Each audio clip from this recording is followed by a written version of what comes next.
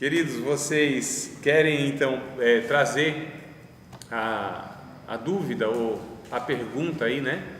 Sobre o assunto que a gente não abordou na semana passada, sobre o ministério, não é isso? Sobre a questão de se o ministério, ele é um ministério local. Como que foi a pergunta? Como que foi aí a questão? Me ajudem aí, vocês que fizeram, que eu não lembro, eu não sei, vocês não completaram. Cláudia ou Ângela, que está no suporte aí também.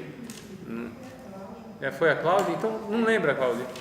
Que eu perguntei? Sim, qual foi o ponto? Do ungido, né? A pessoa unge para pastor, unge para presbítero, unge para obreiro, e de repente muda de igreja, vai para outra igreja, aí não é mais pastor, não é mais presbítero, muita igreja não aceita, vai ter que ficar lá no regime da igreja.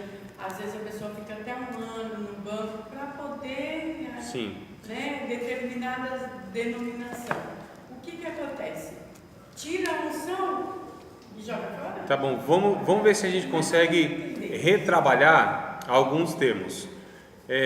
Primeira coisa, assim, o Novo Testamento, ele não traz essa ideia de que homens ungem, né? Então isso é descartado no unge. Eu estou falando nesse sentido que você está colocando para o ministério. A unção no Novo Testamento, ela é apenas direcionada a pessoas enfermas, tá? Então é uma coisa bem simples, bem básica, só para retrabalhar esse termo. Então assim, ninguém unge ninguém, não há unção humana, não há essa questão de que um pastor unge outro pastor, não, isso não é bíblico. O chamado ministerial é dado por Deus, evidenciado pela pessoa e reconhecido pela igreja, tá? Então, biblicamente, eticamente, é isso que a gente aceita como sendo correto. É Deus que vocaciona, Deus que chama essa pessoa, Deus vai trabalhando no seu caráter, lhe dá ferramentas, isso é evidenciado por essa pessoa. Ela é um pastor porque ela cuida de gente, porque ela ama pessoas, porque ela dedica o seu tempo ao aconselhamento. Então, isso é a característica do pastor, né? Uma das, ou algumas principais. Então, isso é evidenciado por essa pessoa, ela não sendo ainda reconhecida oficialmente. A congregação, a comunidade reconhece isso porque isso é visível. Então, administrativamente, isso é reconhecido, então essa pessoa, ela passa oficialmente a ser reconhecida no ministério como pastor. Esses são os passos. Agora, lógico, existe um processo até isso acontecer. Qual é o processo? Bom, geralmente, eu estou falando aqui do ideal, irmãos, o ideal, eu sempre vou falar do ideal, aí vocês vão trazer o real, né? É o que a gente faz aqui toda a aula, e está certo. Mas assim, o meu papel é trazer o ideal e depois a gente vê como que a gente trabalha esse real nosso, que é um real sofrível, né? Então, qual é o ideal? É que esse obreiro, e isso não é uma questão assim de denominações, eu estou falando de ensino de Paulo, o apóstolo Paulo, ele nos mostra isso. Quando ele pega tanto Tito quanto Timóteo, são esses passos que ele vai dando, e ele deixa isso para nós como um exemplo, um paradigma, algo a ser seguido, que é pegar essa pessoa, por exemplo, o pastor identifica que a outra pessoa tem chamado para o pastorado, prepara essa pessoa, né? Vai discipulando essa pessoa para o pastorado, lhe dá ferramentas. No nosso caso, a ferramenta que nós temos para a preparação para o pastorado é o seminário, direcionado ao pastor. Além disso, ele é acompanhado não só por um pastor, mas por uma junta de anciãos, de gente experiente, onde vai lhe avaliando o caráter, vai conhecendo a sua vida, as suas opiniões sobre determinadas doutrinas. Isso já vai eliminando um bocado de coisa. Eu estou falando do ideal dos passos bíblicos que deveriam ser tomados. Então, para essa pessoa chegar a ser ordenada pastor, passa por algumas sabatinas, né? E a partir disso, então, aquela comunidade, aquela diretoria colegiada de pastores daquela comunidade o oficializam, o reconhecem como pastor. Tudo bem. De repente, esse pastor, ele sai de uma denominação e vai para outra denominação. Se é da mesma denominação, o pastor lhe dá uma carta A gente chama de carta de transferência, onde tem todas as recomendações, né, dessa pessoa, tranquilo. Mas de repente vai para outra igreja que a gente sabe que tem essas questões. A igreja não aceita muitas vezes que vindo de outra igreja exerça o mesmo ministério, né?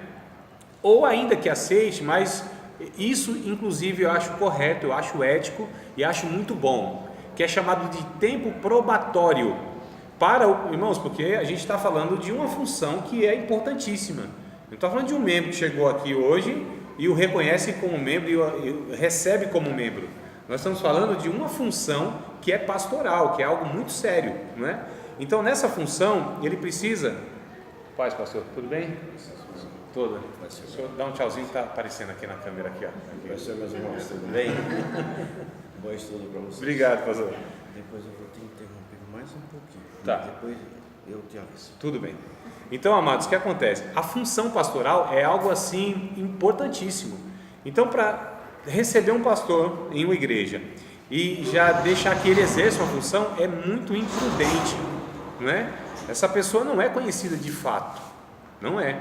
Então, o tempo probatório serve para duas coisas: para que a igreja conheça o pastor e para que o pastor conheça também a igreja. Cada igreja, embora elas sejam semelhantes em muitas coisas, mas elas têm a forma de viver, né, liturgia e etc e tal, diferente da outra. Então é bom que esse pastor também se familiarize para que ele não venha trazendo choque e algumas coisas totalmente diferentes. O tempo probatório é recomendado. Quanto tempo?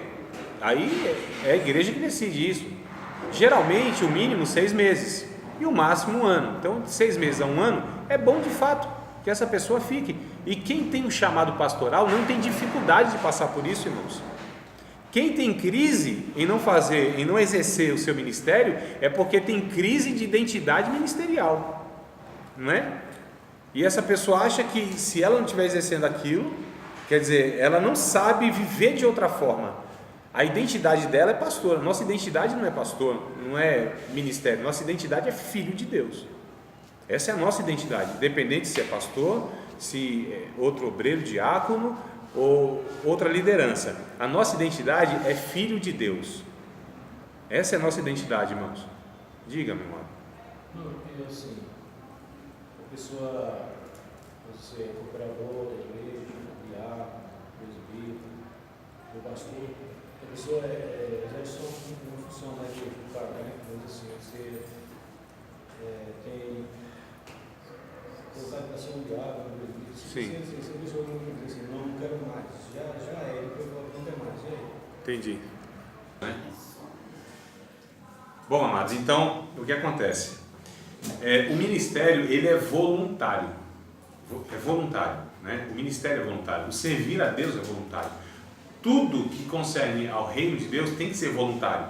Ou seja, de uma decisão própria, a pessoa precisa encontrar naquilo significado, sentido, precisa de fato ser chamado, porque assim, vontade de desistir na caminhada sempre há na vida de todos aqueles que exercem alguma função na igreja, isso é fato. Então, vez por outra, né, a carga é muito pesada, existe altos e baixos na vida, existem situações. Então, assim, caso a pessoa diga assim, não, eu não quero mais exercer, ela tem toda a liberdade de não exercer mais e continua a sua caminhada cristã. E não deve ser, inclusive, amados, eu acho isso um ato de muita coragem, no sentido de a pessoa reconhece que está fazendo muitas coisas sem desejo, está fazendo porque de repente é pressionado por um e por outros, né? Está fazendo por outros motivos a não ser a convicção de que deve estar fazendo. Então a pessoa de repente fala assim, não quero exercer o diaconato, louvado seja Deus. Então tem muitas maneiras de servir a Deus, inclusive na igreja local e no seu reino. Então não há problema algum, não vejo problema nenhum. O que eu vejo problema é essa pessoa a todo custo está ali exercendo, e é fato, fará. O que a Bíblia ela diz em 1 Pedro, capítulo de número 5? Vamos ver o texto, amados? Aliás, desculpa, 1 Pedro 5 é outra referência. Hebreus, capítulo de número 13.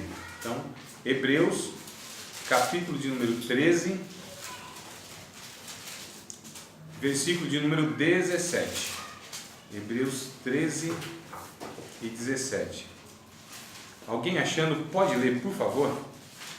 Hebreus 13, 17. Achou? Pode ler. Obedecei aos vossos guias e sede submissos para com eles, pois velam por vossa alma, como quem deve prestar contas, para que façam isto com alegria e não gemendo, porque isto não aproveita a vós outros. Olha que coisa interessante, irmãos. Já pensou você fazer alguma coisa na igreja gemendo, né? O sentido é agonizando, aquilo te é desconfortável, não te gera prazer, significado, você não vai dar fruto saudável. Não vai ser um processo natural onde o Espírito Santo flui nas nossas vidas e nos faz frutificar para edificar e abençoar a comunidade. Não tem como. Então não tem problema algum. Eu não vejo problema algum da pessoa falar, não quero mais exercer isso, aquilo, está tudo certo. Continua na comunhão, adorando a Deus, servindo a Deus na igreja local de outra forma, ou não, né? Porque não há essa obrigatoriedade de você exercer funções dentro da igreja local. O que há para o discípulo de Cristo é dar bom testemunho, é servir a Deus, é levar pessoas a Cristo. Aí sim, aí é muito estranho quando a pessoa fala, não quero mais compartilhar o Evangelho, né? Não falo mais de Cristo, é um negócio meio estranho. Mas nesse caso, tudo tranquilo, não vejo problema nenhum. E até que ponto, assim, desculpa, professor, até que ponto, assim, um exemplo, tá, você é fala bem da palavra de Deus, você é o pastor. Eu não quero expor anos, eu sou uma obreira. Eu não quero mais que você exerça sua função. Você, tipo assim, você chega e fala, tem que ter um grande motivo. Ou você chega a mim e fala assim, ó, você decide, ou você quer ou você não quer. Não, veja bem, as coisas não ou são... vai pro banco, que nem eu vejo. Nem explica nada, vai pro banco. Veja bem, esse é um problema. Quando a gente tem igrejas onde existe uma pessoa acima de tudo e de todos, uma pessoa que manda e desmanda, uma pessoa que decide, é muito complicado, irmãos. Porque em um grupo de pessoas nunca será tratado dessa forma. Haverá um conselho, haverá uma avaliação, o porquê então está se propondo para que aquela pessoa deixe de exercer aquela função. Amados, nós precisamos ser pessoas que tenham bom senso, que tenham ética, que haja de uma maneira transparente, que tenha essa organização, essa convivência respeitosa, não é? Eu não posso por nada destituir a pessoa de um cargo por capricho, por motivos pessoais. O ministério não é meu. Eu não morri por aquela igreja, embora infelizmente eu digo assim, fundou a igreja e a pessoa se sente dona da igreja. Está lá 325 anos na igreja, né? E a pessoa se acha dona da igreja. Isso é antibíblico, isso é maligno no sentido que essa pessoa tomou posse. E aí o que diz 1 Pedro, tu quer perguntar? Tá com a caneta levantada? Não. Ah tá, pensei que estava aí. Então 1 Pedro...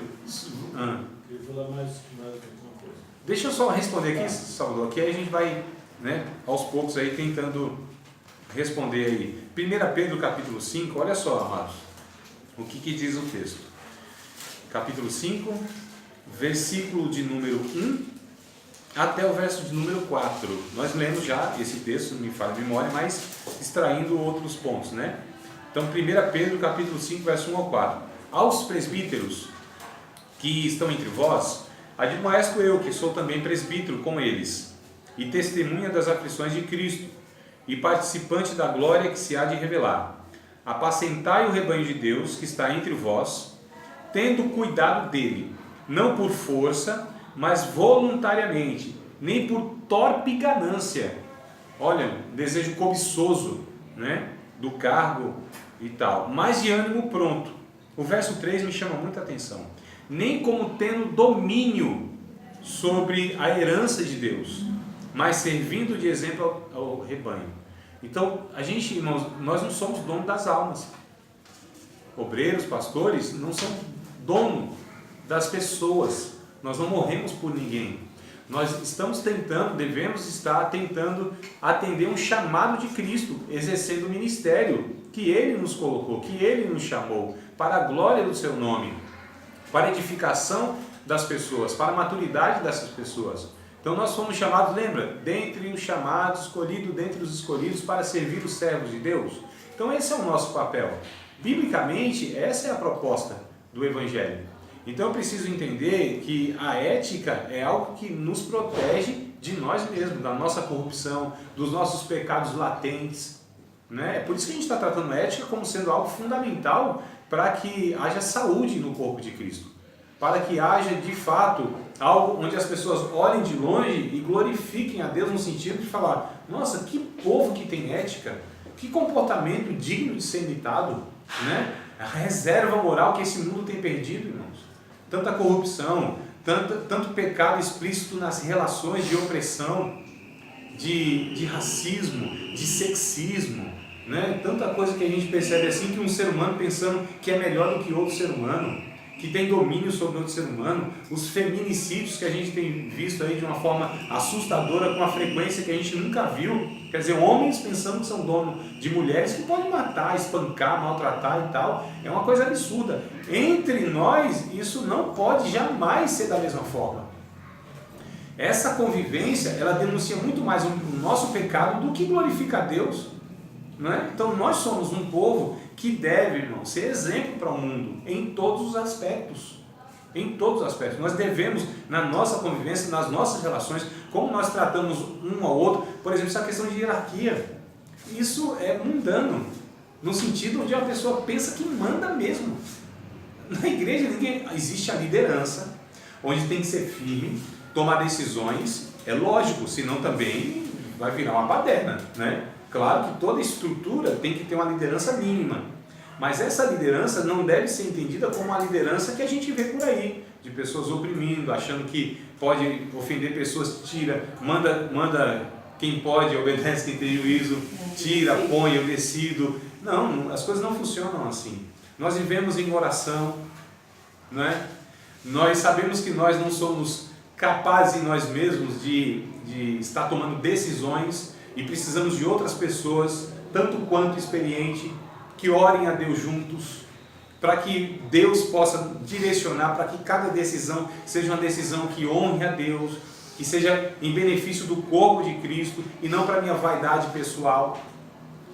Percebam quanta coisa errada que eu estou pontuando aqui, e quando essas coisas elas são aplicadas, são vividas, aí a gente vê a desarmonia, a gente vê a obra de Deus sofrendo, a gente vê gente machucada, a gente vê pessoas não querendo saber nunca mais de igreja, as pessoas há uma rebelião contra autoridades, porque conheceram uma autoridade que não deveria ser aquele tipo de autoridade, porque a autoridade bíblica é conquistada pelo fato de eu dedicar minha vida a outra pessoa.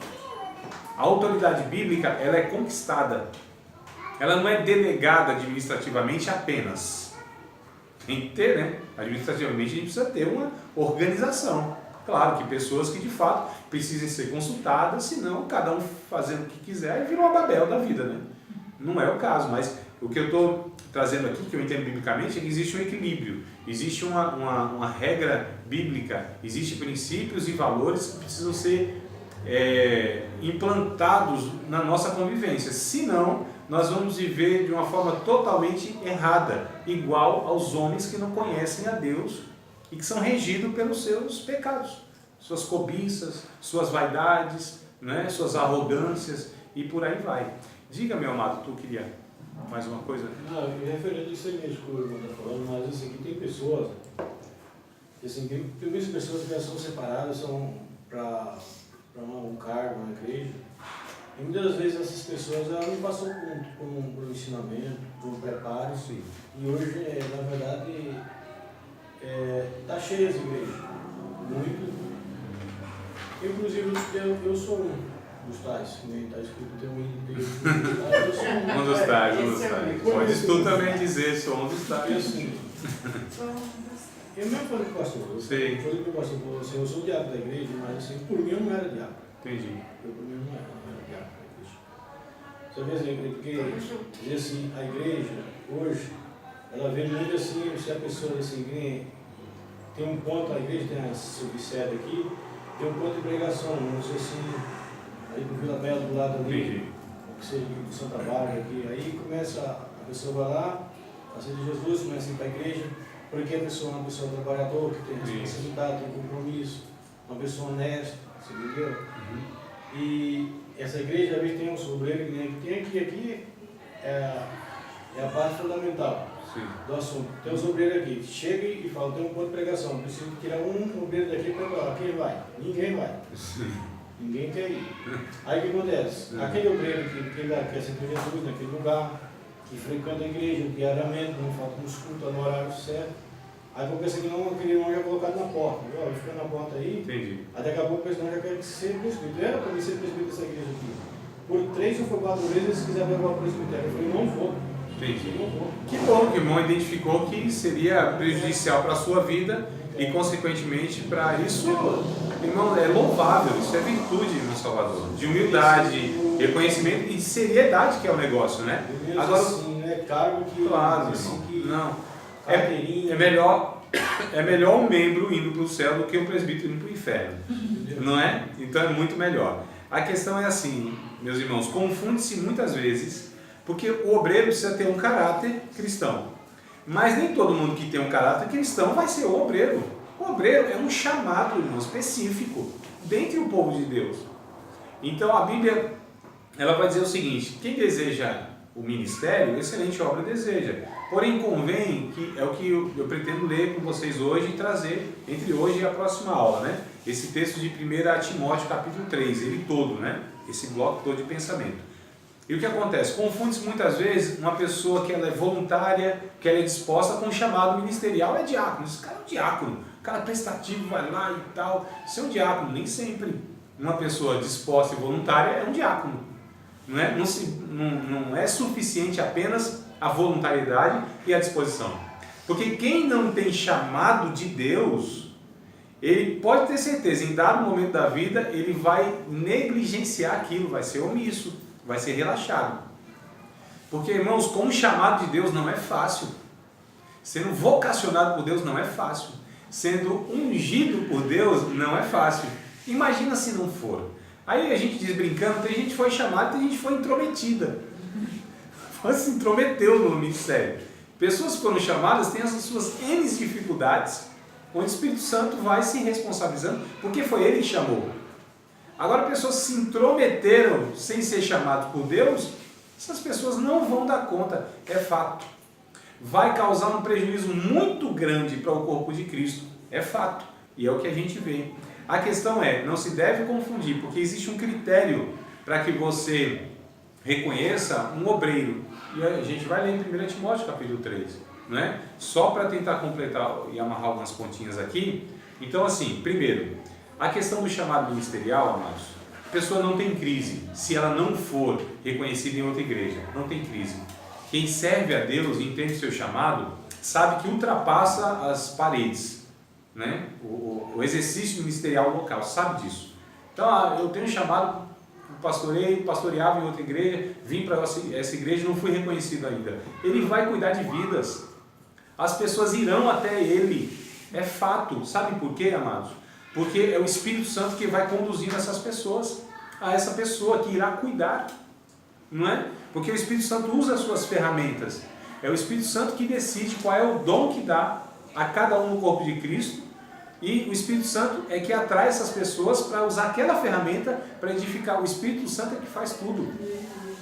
Então é muito interessante que assim, não há crise, né? Não prego na igreja, oh meu Deus, está aí as praças, irmãos, está aí as esquinas, está aí os prostíbulos, está aí as penitenciárias cheias, as casas de recuperação, os asilos e tantos, está o mundo. John Wesley disse assim, a minha paróquia é o mundo, não é? Olha só, ou seja, eu pastoreio no mundo, todo mundo, não é esse lugarzinho local que é aqui que a gente vai exercer o ministério, também a partir daqui que é uma referência, mas não se resume aqui. E aí quando há essas crises, por exemplo, você vai ficar aí um tempo probatório de 1 ano, o obreiro, aí ele fica agoniado, porque existe vaidade no coração, existe a questão do holofote, né? Existe a questão do destaque, existe a questão de, meu irmão, Deus te abençoe, você pegou uma mensagem assim, coisa profunda, tocou na minha vida, aí dá aquela massagem no ego assim, Deus me usa mesmo e tal, né? não fala nunca, que não é doido, né? Não fala, mas pensa, a vida demonstra. Então a gente percebe que existe alguma coisa muito errada na formação. É por isso que nós tratamos de discipulado, é a formação, irmão, é o beabá, é lá quando chega na igreja. Essa formação é necessária. Então o cara chega sem maturidade para o ministério, vai causar um prejuízo enorme, uma dor de cabeça enorme, vai fazer um desserviço ao reino de Deus. Então essa questão não é reconhecida no ministério, eu preciso de um tempo probatório, ótimo, isso é ético, isso é proveitoso demais, não há dificuldade nenhuma, ninguém deve ter essa dificuldade quando é um obreiro mesmo. Então acho que foi o primeiro ponto. O segundo, a questão da não quero mais, ótimo, tá bom demais, não quer, tem que ser sincero mesmo, não quer, louvado seja Deus, vá servir a Deus de outra forma, não precisa ser no ministério, né? A gente vai ensinando, a senha está aqui, depois ali, viu? Calma. A senha já foi levantada aqui, já chegou aqui na senha, daqui a pouco ela aparece aqui no visor e vocês falam. A questão é a seguinte, eu vou falar besteira ainda, perco o raciocínio. Vamos beber água. De golinha. Aqui é mais. Eu quero água. Néctar dos deuses. Isso aqui é o néctar dos deuses. Então, eu tô brincando, não, perdi o raciocínio. O que eu tava falando dele? Tu sabe aí. Meu Deus. Aqui, que eu tava Perdemos falando. juntos. Meu Deus do céu. Isso está Eu sendo ia gravado. responder para ele. Deixa pra lá, diga, Analice. Vamos ver se eu lembro também. Então, diante do que você falou, do chamado de Deus, da vocação de Deus para a pessoa, é muito difícil ela chegar e fazer igual o Salvador falou, né? Não quero mais. Sim, porque existe essa pressão do ministério. Se você deixar, você vai estar pecando contra Deus, você vai ser não sei o que. Irmãos, quem deve tomar decisões na nossa vida somos nós. Mas tudo isso que você falou, dessa maneira, se você deixar, é pecado, você, né, bom, o que eu queria falar, né, que era ungido. Então, a unção não é nada, a pessoa unge... Não, vamos tirar esse termo unção e vamos colocar ordenação. Ordenação. Então, foi ordenado essa Dentro pessoa... da Bíblia é ordenado. Vamos citar a realidade, vamos para a Bíblia, né, é ordenado. Tira a unção, a pessoa está lá... Que nem, vamos supor, né, na Batista mesmo, ela tem um conjunto que suponhamos, vai formar pastor, tudo isso que você falou para ser um pastor. Mas é poucas igrejas que faz isso, né? Mas, é muita pouca. Infelizmente mas não deixa de ser o correto, né? Assim, vou dizer logo o meu caso, eu não queria ser, aí que puseram assim, na hora eu falei, eu não quero. Aí a pastora chamou, veio, eu vou te ungir. Aí eu fiquei sem graça, mas eu já tinha falado que eu não queria. Então, mas aí essa decisão é sua. Quem É decide? chato, né? Todo mundo ficou olhando pra mim. Chato. Aí É você fazer algo que não tem convicção. Não é que não é convicção. Não do meu parecer. Né? A gente tem, né, um pouquinho de... Não vou dizer tudo, mas a gente tem um pouquinho de experiência, de sabedoria, de lidar com, né, com o seu cargo. E depois eu nem tive estudo, eu fui estudar por conta própria. Mas assim, sei como posso explicar. Às vezes a gente, que nem... Aí ela, vamos dizer, me jogou lá e... Sabe, fiquei assim... Diante do que nós estamos aprendendo, estudando, e daqui a pouco a gente vai ver o que a Bíblia diz. Você vai ter material suficiente para avaliar qual atitude tomar e se a atitude tomada, que foi tomada, ela está enquadrada na Bíblia. Então, vamos deixar a Bíblia falar e vamos deixar as próprias ideias fluírem, as respostas elas vão vir. Tranquila, Cláudia, eu nem sei exatamente qual é a sua dúvida e tal, mas o que a gente está aprendendo aqui, a gente vai enquadrando e colocando, irmãos. Porque a gente vê assim, quando Deus escolheu os profetas, ainda que eles queriam, né, meio que recuar, tipo Moisés, Jeremias, né, queriam tipo recuar, mas eles foram, depois eles deram conta que não tinha como fugir. Isso. E eles foram até o fim. Eu acredito que jamais eles pensaram em recuar, né, depois disso. E aí a gente vê assim, tipo, hoje em dia as pessoas querem, não querem, igual o irmão Salvador não quer. A Cláudia não quer. Esse não é que eu não quero. Assim, eu faço, não estou aqui para me me Exaltar. exaltar, mas assim, quando chegar no pastor, perguntar o bem que eu sou, entendeu? Para a igreja.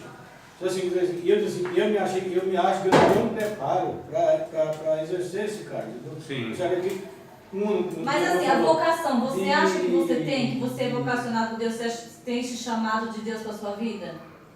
Olha, Não é? Porque a gente precisa identificar essas coisas. Se Mas um preparo, assim, nem mais falou, de estudo, de conhecimento Sim. da Bíblia, de tudo essas coisas, assim, isso que eu faço. Uma parte eu faço de conhecimento da Bíblia também, que eu tenho dificuldade em estudo, que não sei, eu falando por irmão.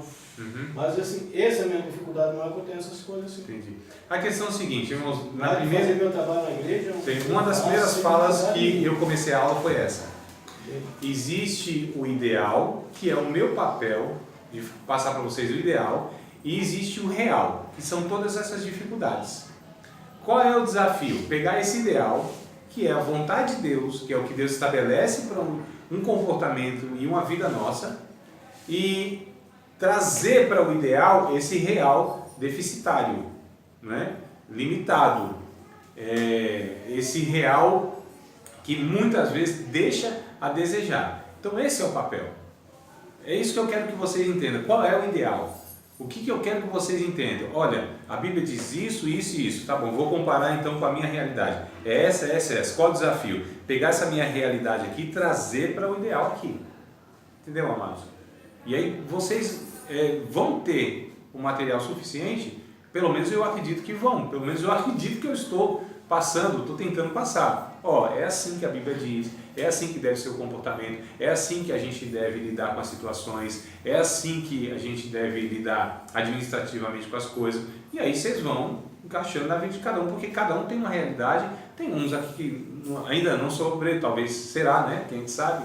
Então, nem todo mundo é. Como a gente está numa matéria mais direcionada para o ministério, então assim, cada um precisa ter esse senso crítico e essa sabedoria para falar, opa, olha, aprendi isso, mas isso aqui está acima e eu estou aqui embaixo, no sentido que não alcancei esse padrão de Deus, né? Mais ou menos o termo seria esse aí, não é bem esse, mas não achei aqui. A questão é, amados, nós precisamos entender que o ministério tem algumas exigências de Deus. Quando a gente não se enquadra nisso, quando a gente não se aproxima disso, nós vamos ter dificuldades pessoais, nós vamos ter dificuldades coletivas, possivelmente nós não vamos fazer aquilo que Deus intenta que a gente faça, e aí existe assim erros diversos, de várias partes, né? De quem promove isso, de quem separa as pessoas para isso, e das pessoas que... Irmão, é um conjunto. É porque o corpo tem vários membros, cada membro tem a sua função. Se a gente está numa função errada, há uma desordem, né? Claro, não, e a pessoa vai sofrer. É igual, irmãos, eu pegar um alicate e querer bater um prego. Esses falando chamados, isso na última Não foi da aula, finalidade. e esses chamados também não seria, tem determinadas pessoas que ungem determinadas pessoas, mas no caso é só manipular mesmo. Também. Ou para ordenar, faz isso, senta, levanta, Também, direita, exato. esquerda. porque na aula passada, André, você estava falando da questão da pessoa que é o líder, no caso ali, o pastor, né, assim, responsável pela igreja, dele observando isso nas pessoas, no membro e preparando. Existe um trabalho para isso. Sim. Para que se chegue ao ponto de observar que aquela pessoa tem aquele chamado para aquela coisa. Porque realmente, às vezes a gente até tem o chamado, mas a gente fica meio que escondido, não querendo, fugindo, mas dentro arde. Quando é para se a gente sente aquilo, É muito forte, vai irmão. vai sendo até natural. A gente pode ir até ir rejeitando de início, mas chega uma hora que não tem como. Pegando até o Jeremias que você citou, Ana. Desculpa, Nego. Só para complementar, aí assim, André, que eu já observei assim na igreja, acontece, às vezes é a falta de pessoas com essa característica faz com que aquele líder acaba indo por eliminação. Eu tenho ali, tem mais 4. É a necessidade, né? Não Dessa tem pessoa tu, vai tu nesse mesmo. ministério. Por exemplo, aconteceu isso, eu já vi muitas vezes com um grupo de jovens, Exato. ministério na união masculina, você entendeu? Vai acontecendo isso. Muitas vezes você observa que não é aquela pessoa específica, mas o trabalho para continuar exige que alguém continue ali, e a pessoa que está lá ela vai sentindo isso, aquilo como um fardo. Exato. Vai indo até que... Então, percebe que é uma falha mútua, que é um conjunto de erros, é um efeito dominó, irmãos. Começou errado alguma coisa, dificilmente vai acabar certa. Iniciou sem, irmãos, nós temos uma orientação de Deus que está escrito aqui, ó, tentando fazer aquilo que Deus diz, ó, é assim, assim, assado. Tentando fazer isso, é difícil. Imagina se ele falar, não, vamos fazer do nosso jeito. Meus irmãos, a gente chama toda uma responsabilidade para nós e a gente não dá conta disso. Nós não damos conta da nossa vida pessoal, quanto mais dessa estrutura de reino de Deus, que é algo que é provido, né, os recursos pelo próprio Espírito Santo. Mas Deus, Ele capacita e provê aqueles que Ele chamou. Deus não tem responsabilidade comigo, André, que separei o negro para fazer tal coisa. Ué, a igreja não é minha. Eu tinha que falar assim, é ele sim. Já te dei aí o senso crítico, te dei os padrões bíblicos, passa nele o escândalo. Opa, é esse mesmo. Apitou, é ele mesmo. Tá bom. Mas mesmo assim, ainda é uma parte humana. Essa parte humana é esse preparo. É esse, irmãos, os dons não vêm pronto. Deus dá os dons para nós. Nós somos responsáveis por aperfeiçoar esse dom. Pedro fala isso. Aperfeiçoar a fé, não é? Desenvolver o dom. Então, é nossa responsabilidade. Isso cabe a nós. É algo que Deus delegou a nós. Ou seja, os dons que nós temos, os membros, que são esses membros, servem para construir um corpo. E cada um na sua função. Essa que é a questão. E aí a gente precisa entender. Ângela, a tua pergunta foi não, meu irmão Salvador, você está construindo o dom. Deus, os chamados, de repente, como você falou, não se acha digno de repente de exercer, cresça. Exerça. Cresça e apareça. Nós estávamos falando também na aula passada, André, tem assim aquela coisa do chamado de Deus. Você até colocou, acho que foi 5, né? Principalmente a parte do pastorado, né? Aí tem o missionário, tem o profeta, né? A gente estava falando sobre todas essas questões. Mas aí entra todo esse monte de departamentos que foram criados pelo próprio homem, né? Dentro da igreja, né? Porque o homem... Eu não vejo de todo ruim, né? Eu não vejo organizar, sim, né? eu não vejo de todo ruim. Né? Eu acredito, inclusive, que muita coisa é muito boa na proposta. Então, por exemplo, você tratar jovens, é uma geração diferente de pessoas casadas, homens casados. Então, assim, a minha questão não são as propostas. A minha questão é a forma que isso é conduzido. Essa é a minha questão. É conduzido de uma maneira totalmente deficitária. Então, é ótimo. Lógico que a Bíblia não tem, a igreja tem que se estruturar com um departamento de jovens, de adolescente, as faixas etárias lá, né? Pré-adolescente, infância do ano tal, não sei o que, grupo de homens, grupo de mulheres e tal. A Bíblia não traz essa organização. Isso é construção nossa. Não é de todo errado, não é de todo ruim. Só que isso, como não tem uma ordem direta da Bíblia, então a gente precisa sempre estar avaliando essas coisas, se de fato isso não está desencaminhando a proposta do Espírito Santo, que é de edificar uma igreja. Isso está contribuindo. De fato, viver dessa forma com departamentos, é assim mesmo que a gente faz? Como que a gente faz? Entender o tempo, a geração que a gente vive, amados, é muito complexo. Nós estamos lidando com um ser humano, ou com seres humanos, que existem realidades diferentes, desafios diferentes. E a igreja precisa, tem um texto muito interessante lá em Atos dos Apóstolos, eu acho que é capítulo de número 13. Eu quero fazer minha pergunta. Sim, é por isso que eu lhe perguntei se você tinha feito pergunta. Não fiz a minha. Mas deixa eu só coisar aqui, tu já coisa aí. Né? Aqui é tudo entendido, Valente. Não é coisa, não é. É do manto. Aqui é mistério puro. Né? Eu acho que é capítulo de número 13, amados. Versículo de número 36. Acho não, é isso mesmo. Atos 13 e 36. Vou pegar essa tirinha aqui para extrair aqui uma observação que eu acho muito interessante, que eu ouvi de um pastor. Atos 13 e 36. Porque na verdade, tendo Davi, no seu tempo servido conforme a vontade de Deus, dormiu e foi posto junto de seus pais e viu a corrupção. Dependendo da versão, vai estar porque tendo Davi servindo a sua geração. É isso, Nego? Sua própria geração. Sua própria geração. Então Davi serviu a sua geração, e é o que ele podia fazer. O que acontece? Quando a gente pega primeira carta de João, capítulo 2, versículo de número 14, o João diz assim, filhinhos, escrevam porque tal, tal. Jovens, escrevam porque tal, tal. Pais, escrevam porque tal, tal. Então a gente percebe que há gerações diferentes em uma igreja. Crianças, jovens e adultos casados, gente veterana. Então existe toda uma complexidade, irmãos. Você pastorear uma igreja é um desafio impossível de um ser humano atender. Só Deus, para atender essa demanda monstruosa de lidar com toda uma complexidade. Igreja em São Paulo, irmãos, onde você tem gente da Paraíba, da Bahia, do Rio Grande do Sul, de Minas, São Paulo é muito raro. Não é não? Então você tem... Fora descendente.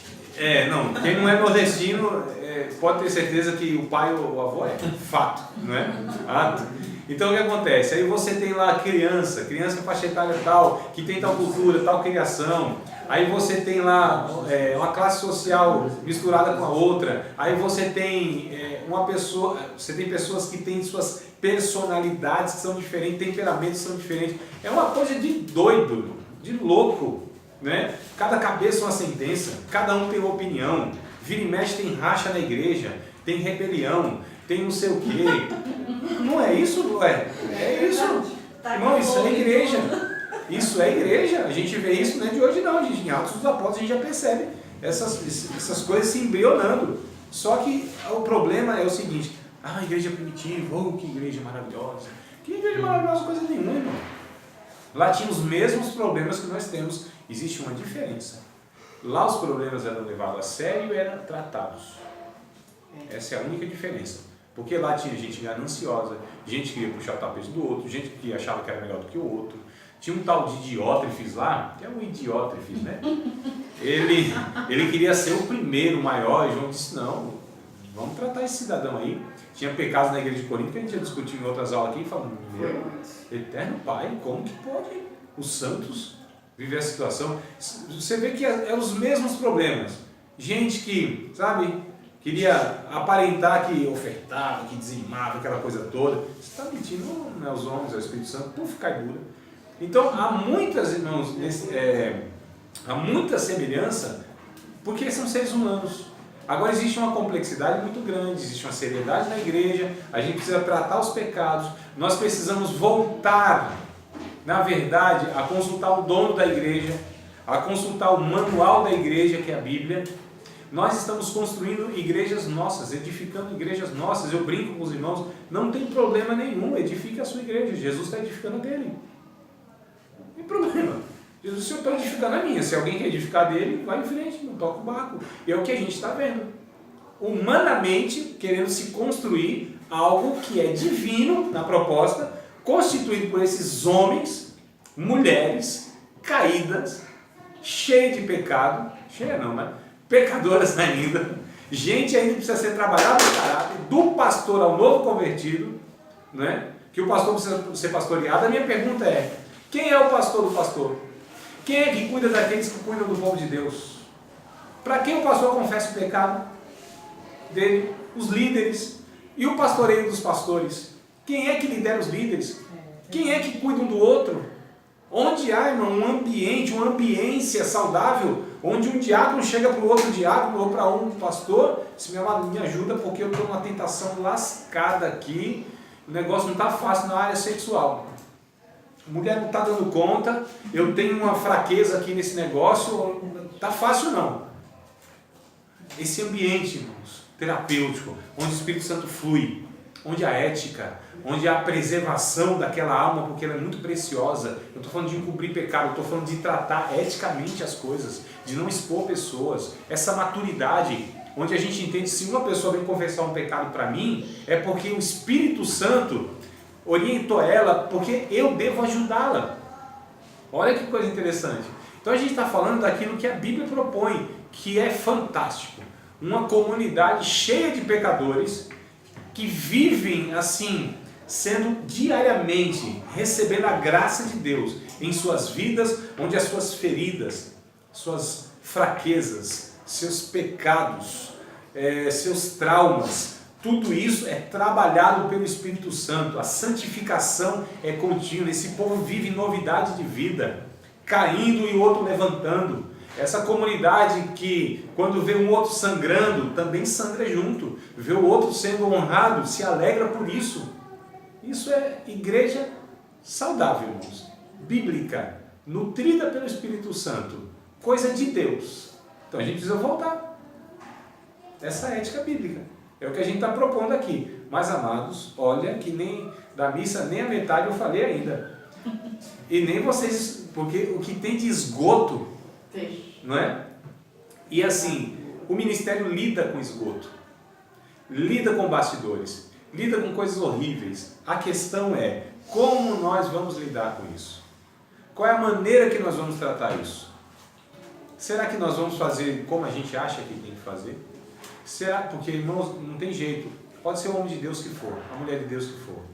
Não tem jeito. Uma hora dá tilt, cola as placas, endoida. Não é não?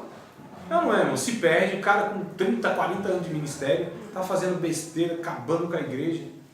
Não é. Não é gente que fala, é uma referência de pessoa serena, sensata, séria. Daqui a pouco você fala, como que pode estar fazendo um negócio disso aqui? E quem é que para essa pessoa? Ninguém para. Vem com um rolo compressor, porque tem a máquina na mão, tem a chave na mão, tem as ferramentas na mão, não é? Hã? E é o meu, né? É meu. Então, a questão é, amados, nós precisamos saber do seguinte: se nós não atentarmos para a ética bíblica, se nós não vivermos com essas regras que Deus estabeleceu para nos proteger e nos manter salvos, nós vamos nos perder no caminho. É muito sutil esse desvio. É muito sutil. É imperceptível. Quando se vê, irmãos, você já está longe de Deus. Quando se vê, Jesus está batendo lá na porta. Rapaziada. Não vou. Jesus não está. Não, Jesus usaria essa linguagem. Se Jesus fosse cearense, fala, ô macho, deixa eu entrar aí dentro. Vocês estão celebrando o que aí dentro? Que eu estou fora. Para quem foi a mensagem de Apocalipse capítulo 3 e o verso de número, acho que é 19? Para a igreja do lado. Para a igreja.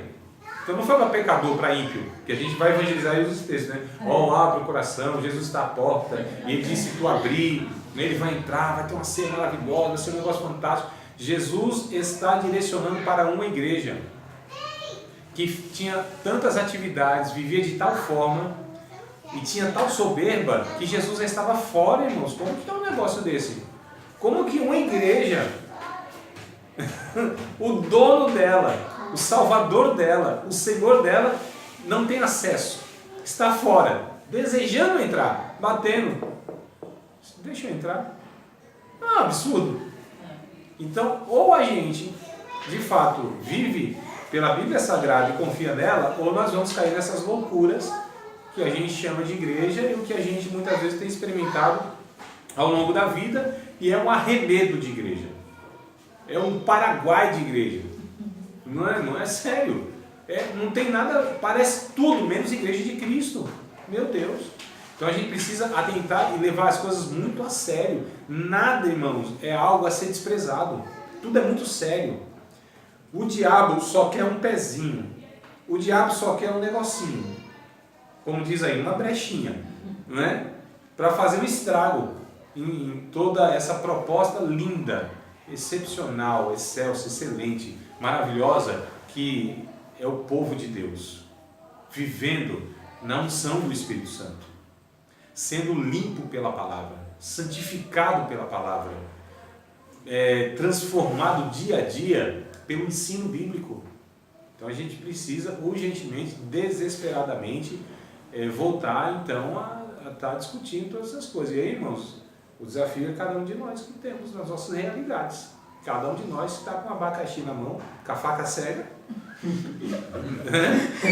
que eu estou percebendo aí, estou falando só aqui não, a gente discute isso aqui nas outras turmas também, e a gente percebe que o cenário não é diferente. Mas para mim é assustador. Para mim é assustador isso. Aí começou, aí eu sou obrigada a voltar às outras aulas dele para encaixar nessa aula. Aí volta aquele novo texto atrás. Tinha primeiro uma igreja, 2 igrejas. Aí fizeram um monte de igreja, um monte de iluminação, ninguém tem mais nada, abre-se uma porta, eu sou dono e faz tudo errado. E fala, Deus está aqui, porque Deus revela e manda alma e cria almas desse, né? Eu sou... É a realidade, é isso. O Absalão, meu filho é Absalão. A minha esperança é porque em meio a toda essa baderna, em meio a toda essa confusão, Deus continua salvando e trabalhando na vida de pessoas. A evidência são vocês. A evidência são outras pequenas turmas que a gente tem. A evidência são esses 12 anos que eu tenho entrado em sala de aula discutindo essas coisas, irmãos. São 12 anos que a gente vem nessa labuta, essa reflexão e essa inquietação dos alunos. Ô professor.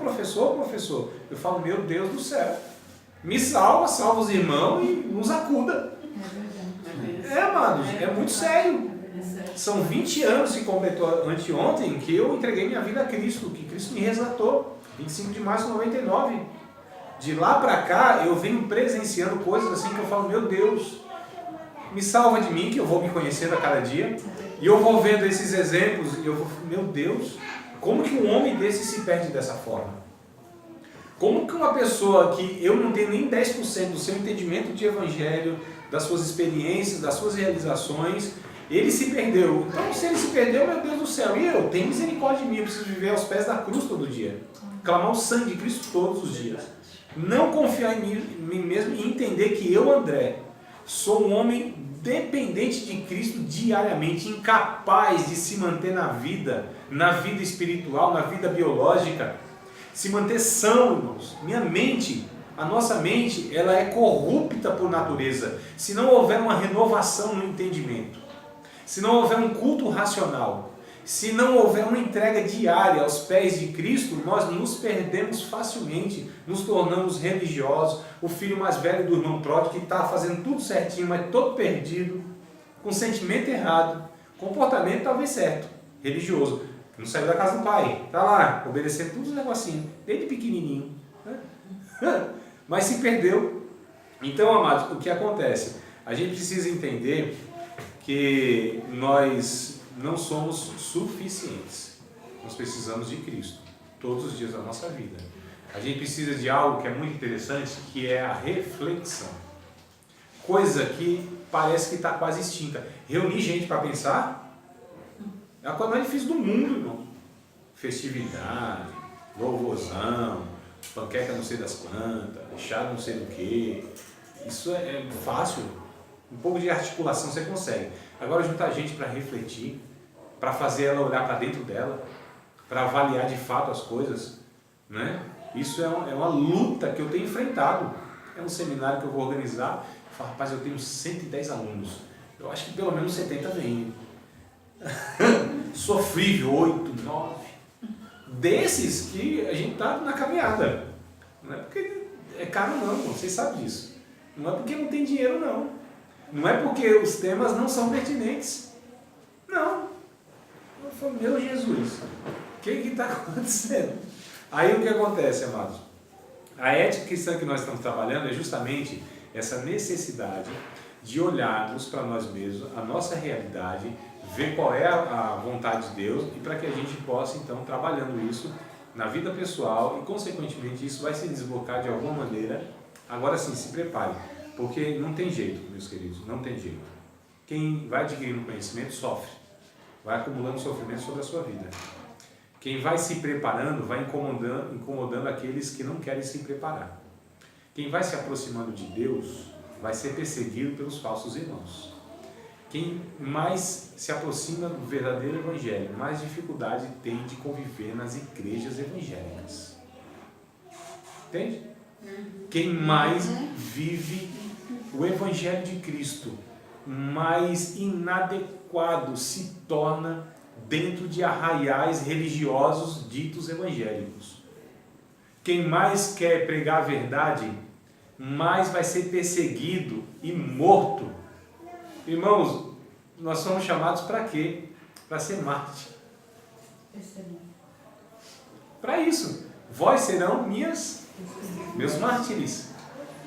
Então, quem mais quer viver o Evangelho de fato como ele é, quanto mais você vai se aproximando do Evangelho, mais vem as trevas, densas trevas assim, ó, querendo sufocar.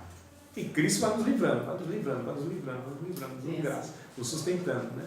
Nos curando, nos ressuscitando, e restaurando, e vai dando graça, enviando os anjos, pondo a mão, afastando o diabo, e tratando os outros e tal, até que, tá bom, eu cumpri meu propósito, vem pra cá, morre de infarto, morre de não sei o quê.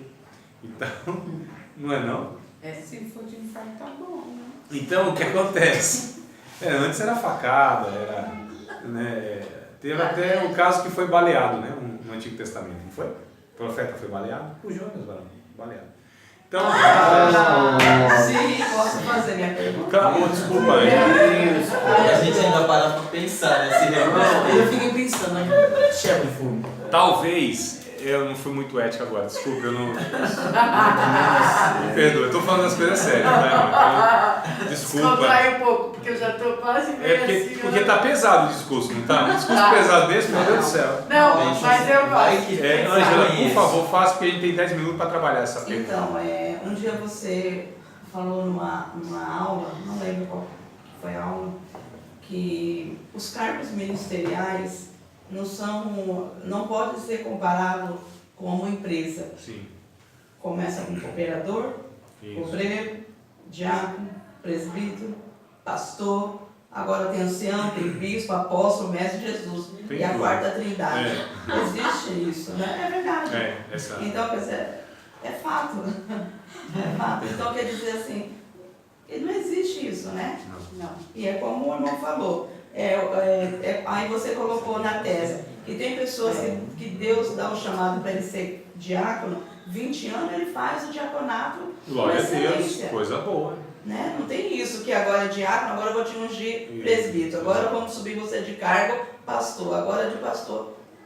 Existe um conceito totalmente equivocado. Essa é a questão, amados. Nós estamos deixando, foi deixado a proposta bíblica para ser implantada uma proposta religiosa. Desde quando?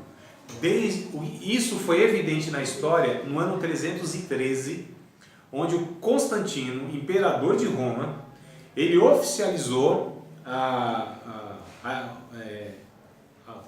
religião, né? Oficial do império. Estou falando do mundo, estou falando de um país de Itália, não, estou falando do mundo. Aquela ocasião era o mundo, né? Tinha um imperador que mandava no mundo. Então, olha só, ali foi criado o chamado cristianismo. Jesus nunca fundou o cristianismo. Isso é a invenção do Constantino, não é?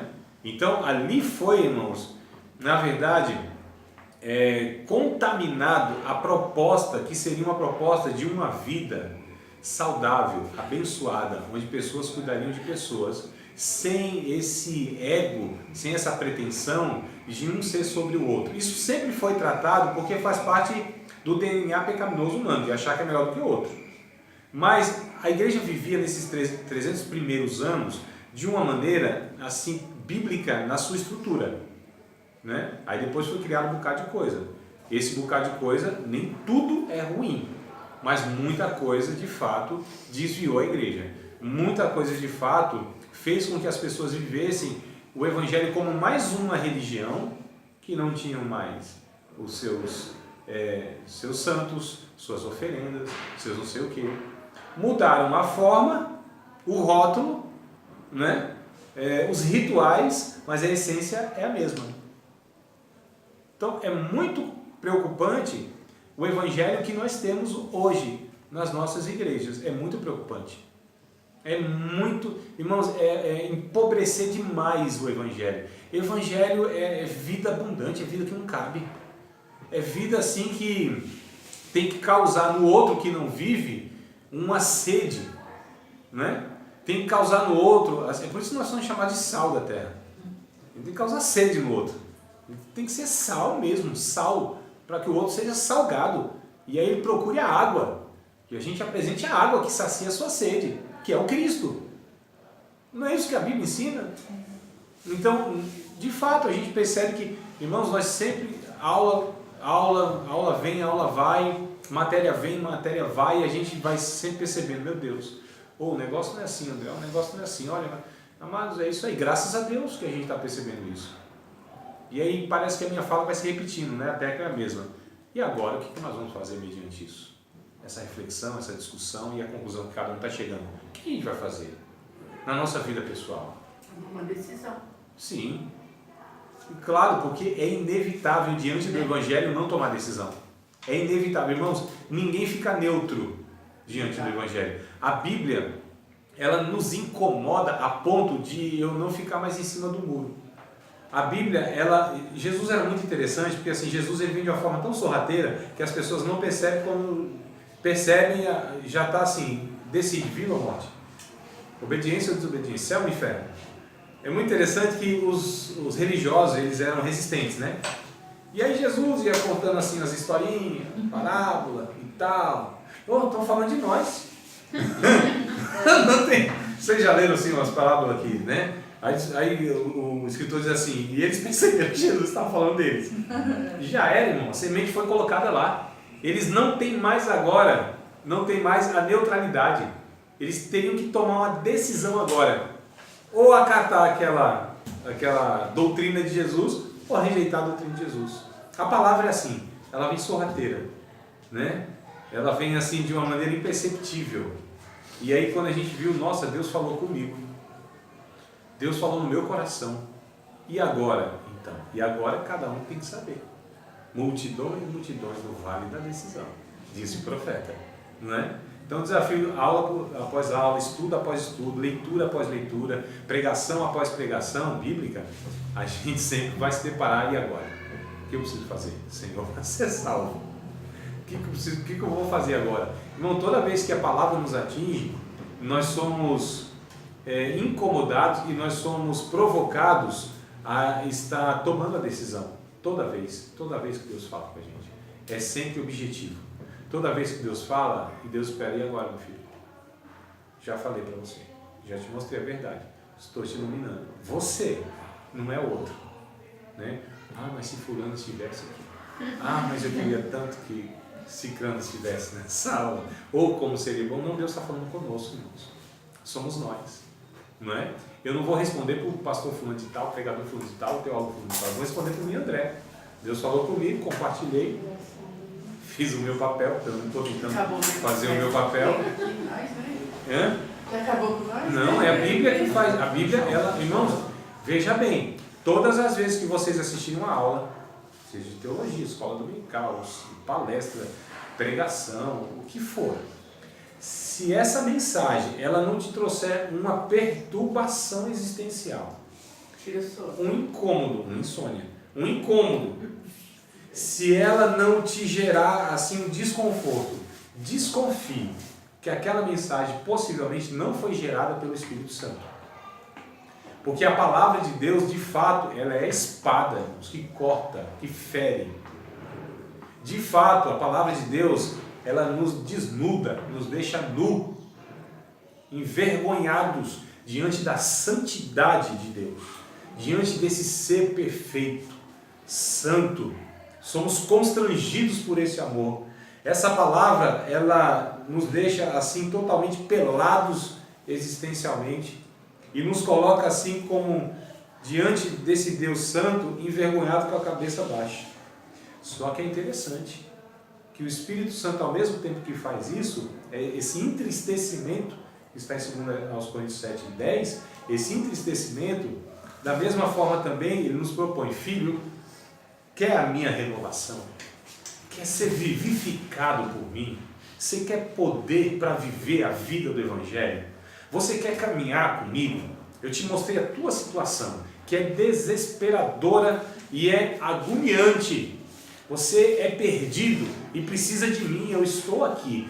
Quer viver a vida abundante que o meu filho proporcionou pelo fato de ele se sacrificar na cruz do Calvário por você? Senhor, eu quero. O Espírito Santo vem e nos enche, e nos capacita, e nos envia na força do seu poder, e a gente testemunha prega, fala a verdade, denuncia com a vida, dá bom testemunho, vive uma vida de louvor. Em meio à luta a gente vence os adversários gigantes, o nosso próprio pecado, e vai caminhando assim, irmão, de força em força, louvando a Deus, desejando esse evangelho, não temendo homens, não temendo inferno, não temendo provações, aceitando toda a proposta de Deus, encarando tudo quanto é coisa, que fala, Deus me encheu do seu poder, Deus me enviou, eu ouvi Deus, eu senti Deus, eu recebi de Deus uma porção agora para caminhar uns 40 dias. Daqui a pouco ele manda outro anjo, toma brasa, toma pãozinho assado aí na brasa, toma água, meu filho. E a gente vai vivendo, irmão, de renovação em renovação. Quantas vezes os homens quiseram me parar? Quantas vezes os homens me fecharam a porta? Olha eu aqui outra vez. Olha nós aqui outra vez. Não é, amados? Então nós precisamos entender que é Deus que deve pautar a nossa vida. Como que nós vivemos? A gente não manja viver. A gente não sabe viver, irmão. Nós somos incapazes de viver. Bem-aventurados são os pobres, os mendigos, os pedintes de espírito. Esses sim vão herdar o reino de Deus. É aqueles que reconhecem: Senhor, não tenho recurso, não tenho dinheiro existencial, não tenho como pagar a minha paz, não tenho como pagar a minha esperança, não tenho recurso nenhum, não posso fazer nada. E aí Deus vem e vai trabalhando na nossa vida. Então, meu filho, é por aqui que você vai. Nem o louco erra o caminho, diz o Isaías. Não é, amado? Então a gente precisa entender que a Bíblia, ela é essencial para a nossa vida cristã. Aquilo que a Bíblia diz que a gente tem que fazer, a gente tem que fazer. A forma que a gente tem que pensar, a gente tem que pensar. A Bíblia tem que nos moldar. E é a Bíblia que vai determinar como que eu lido com essa situação. Assim, sabe? Aplico isso na minha vida, nossa, você vai ver como o negócio vai ser bom. Bom, eu digo para a alma. Talvez para o corpo vai ser um negócio assim, terrível. Talvez até mesmo as pessoas vão se incomodar. Mas assim, para a alma, irmão, alma sadia. Às vezes a gente vê os irmãos assim, uma luta, sabe? Às vezes eu reparo nos irmãos assim, cabisbaixo, pesado, sendo perseguido, uma luta, uma agonia.